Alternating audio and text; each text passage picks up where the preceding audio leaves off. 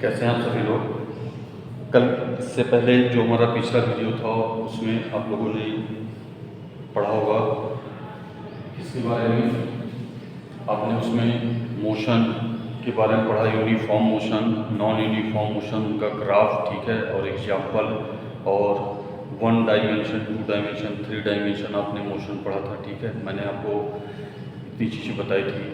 इसके अलावा कल मैंने आपको रेस्ट और मोशन, ये दोनों क्या हैं, आर रिलेटिव टर्म होते हैं, इसके बारे में मैंने आपको वीडियो सेंड किया था। आज हम न्यू टॉपिक की स्टार्ट करेंगे, इसी का डिस्टेंस। जैसे आप लोग डिस्टेंस से अवेयर होंगे, डिस्टेंस होता क्या है। डिस्टेंस का मतलब क्या होता है, जब भी आप क्या करते हैं, कहीं पर मूव करते हैं, तो मूविंग के दौरान जो भी आप जितना कवर कर रहे हैं चलने में जो भी हम लोग कवर करते हैं वही हमारा क्या है, डिस्टेंस है। यानी जितना ही हम चल करके कवर कर ले जाएं, ठीक है, उसी को हम कहते हैं डिस्टेंस। वही हमारी क्या कहलाती है, डिस्टेंस। तो डिस्टेंस का मतलब क्या होता है, टोटल ट्रैवलिंग पाथ, यानी किसी भी ऑब्जेक्ट का जो भी टोटल ट्रैवलिंग पाथ होता है उसे हम क्या कहते हैं, डिस्टेंस कहते हैं। अब ट्रैवलिंग पाथ कोई जरूरी नहीं है, आपका सीधा भी हो सकता है, आपका टेढ़ा मेढ़ा भी हो सकता है, कोई भी आपका पाथ हो, टोटल जो भी पाथ होगा वो आपको क्या गिवन कर देगा, डिस्टेंस। तो डिस्टेंस को हम कैसे डिफाइन करते हैं, total length of the path of A travelling object, total length of the path of object called distance. ठीक, जैसे मान लीजिए आप अपने घर से कहीं पर, मान लीजिए रेलवे स्टेशन जाते हैं, तो घर से रेलवे स्टेशन तक जो भी आप पाथ कवर करेंगे वो क्या है, आपका टोटल डिस्टेंस है। डिस्टेंस, इसकी प्रॉपर्टी क्या हो सकती है डिस्टेंस की। प्रॉपर्टी में पहला पॉइंट आपका हो सकता है, डिस्टेंस आपकी क्या है, स्केलर क्वांटिटी। क्यों? क्योंकि इसमें केवल मैग्नीट्यूड होता है, डायरेक्शन नहीं होता। क्योंकि हम डिस्टेंस स्ट्रेट लाइन में भी मूव कर सकते हैं, टेढ़े मेढ़े रास्तों से भी हम जा सकते हैं, तो भी हमारा डिस्टेंस होता है। तो इस पर कोई डायरेक्शन फिक्स नहीं है। तो डिस्टेंस के लिए हम क्या कहेंगे, distance is a scalar quantity. ठीक, दूसरी चीज, डिस्टेंस आपका जीरो और पॉजिटिव हो सकता है। जीरो किस केस में होगा, अगर ऑब्जेक्ट की पोजीशन चेंज नहीं हो रही है, उस कंडीशन में आपका डिस्टेंस जीरो हो सकता है। और जब भी पोजीशन चेंज होगा तो आपको जो भी डिस्टेंस मिलेगा वो क्या होगा, आपका पॉजिटिव होगा। तो डिस्टेंस में भी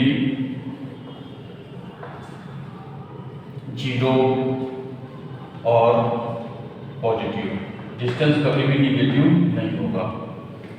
ठीक, तीसरा, एसआई सिस्टम में हम लोग इसकी यूनिट क्या लिखते हैं, metre. In SI system unit consider as a metre. ठीक, और सीजीएस में हम लोग क्या लिखते हैं, इसका सेंटीमीटर। ये आप ध्यान रखिएगा, ये क्या है, that is the property of the distance. अब हम लोग चलते हैं अगले टॉपिक पे, इसका नाम है डिस्प्लेसमेंट।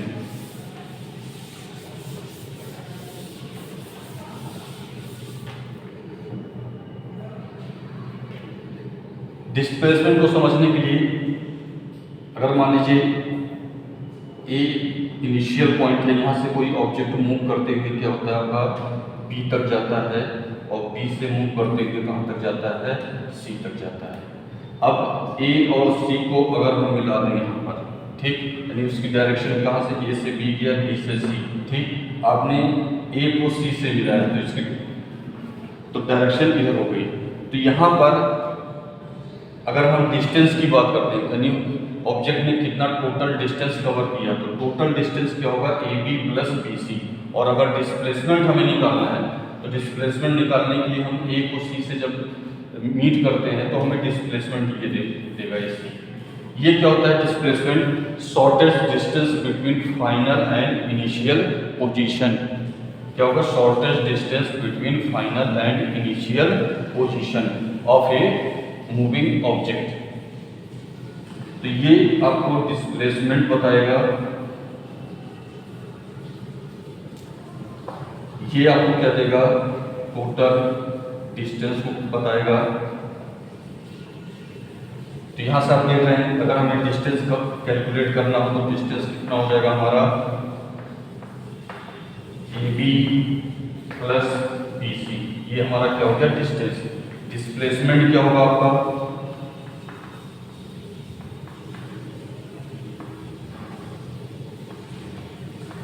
डिस्प्लेसमेंट हमारा AC होगा। ठीक है, अगर हमें AC को फाइंड करना है तो AC हम कैसे निकाल सकते हैं? इसमें हम क्या करेंगे? पाइथागोरस थ्योरम अप्लाई कर देंगे। ठीक है, तो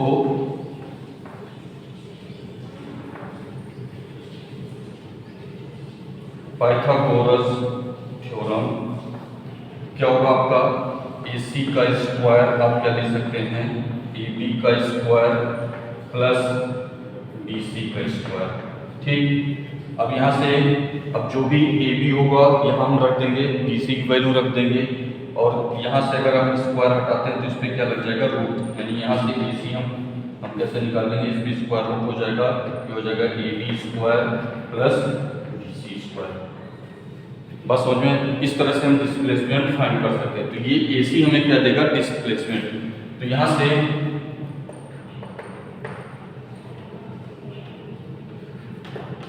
डिस्प्लेसमेंट की डिफिनेशन हम क्या लिख सकते हैं?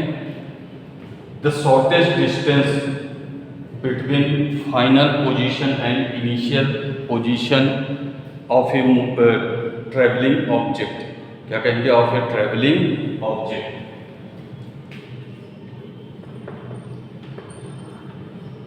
The shortest distance between final and initial position of A travelling object. ठीक, इसे हम क्या कहेंगे? डिस्प्लेसमेंट कहेंगे।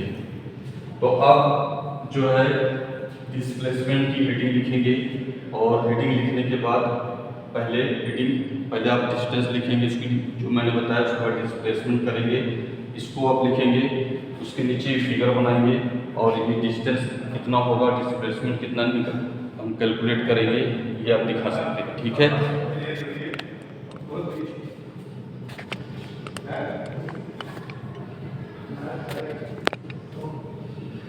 तो इस तरह से हम कभी भी अगर हमें डिस्टेंस और डिस्प्लेसमेंट निकालना है तो हम लोग क्या कर सकते हैं? कैलकुलेट कर सकते हैं। अब इसी तरह से हम लोग पढ़ते हैं क्या प्रॉपर्टी है,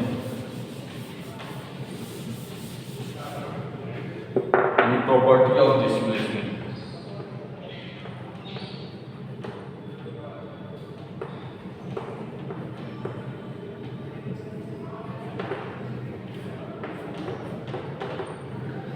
इसकी प्रॉपर्टी आपकी क्या होगी? पहली, डिस्प्लेसमेंट आपका जीरो भी हो सकता है, पॉजिटिव भी हो सकता है, निगेटिव भी हो सकता है। यानी डिस्प्लेसमेंट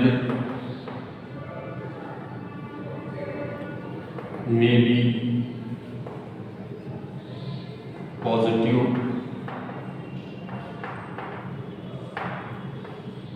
नेगेटिव और जीरो। ठीक,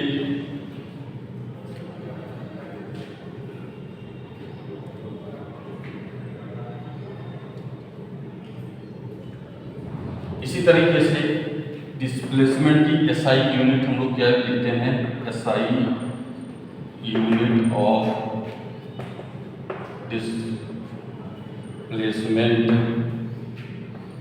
इज मीटर, ठीक। और सीजीएस क्या देते हैं हम लोग, सेंटीमीटर।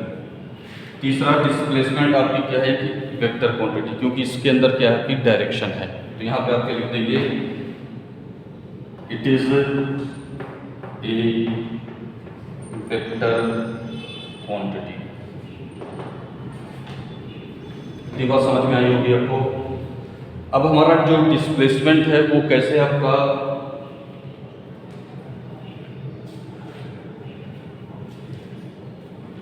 पॉजिटिव हो सकता है, नेगेटिव हो सकता है और जीरो कैसे हो सकता है। सपोज करिए ये एक्स एक्सिस है, ये इनिशियल पॉइंट है ओ। अब एक मूविंग ऑब्जेक्ट आपका कहाँ से मूव करना स्टार्ट करता है, ओ से, और कितना डिस्टेंस कवर करता है, मान लीजिए x1 तक, ठीक। फिर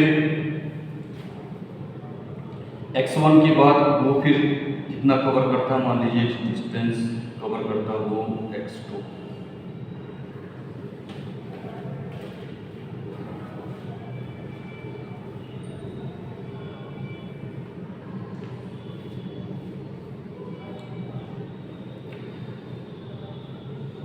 तो हम लोग डिस्प्लेसमेंट कैसे निकालते हैं, जो भी उसकी फाइनल पोजीशन है, ठीक है, उसमें में से इनिशियल को हम क्या करते हैं, सब्ट्रैक्ट करते हैं। अगर हमारा x2 क्या हो, ग्रेटर हो x1 से, तो हमें डिस्प्लेसमेंट क्या मिलेगा, पॉजिटिव। और अगर x1 हमारा ग्रेटर हो गया x2 से, तो डिस्प्लेसमेंट हमें निगेटिव मिलेगा। बात समझ में है। और अगर ऑब्जेक्ट मान लीजिए ओ से x1 डिस्टेंस कवर करके कहाँ गया है, ए पॉइंट पर, फिर x2 डिस्टेंस करके बी पे गया, और फिर बी से ए पे आया, और ए से फिर ऊपर आया, तो उसका पूरा ओवरऑल डिस्प्लेसमेंट क्या हो जाएगा, आपका जीरो हो जाएगा। तो यहाँ पे याद रखिएगा, अगर आपका x2 ग्रेटर होगा किससे, x1 से, तो हमें डिस्प्लेसमेंट पॉजिटिव मिलेगा।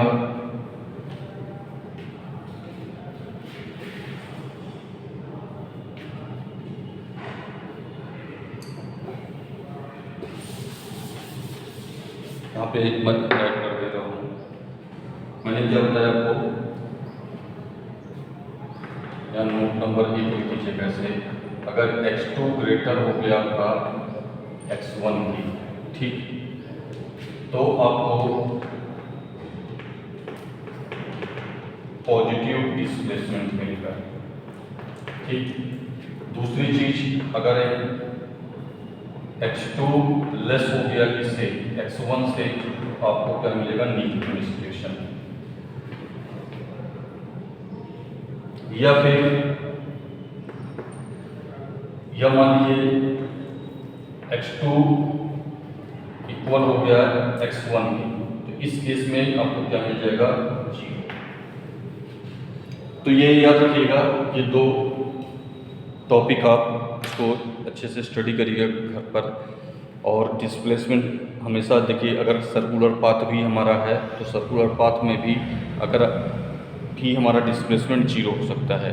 कोई ज़रूरी नहीं है कि हमारा स्ट्रेट लाइन मोशन हो, किसी भी तरह का अगर पाथ है और एक राउंड करने के बाद अगर वो अपने इनिशियल पोजीशन पे आ जाता है, तो हमारा डिस्प्लेसमेंट हमेशा क्या होता है, जीरो।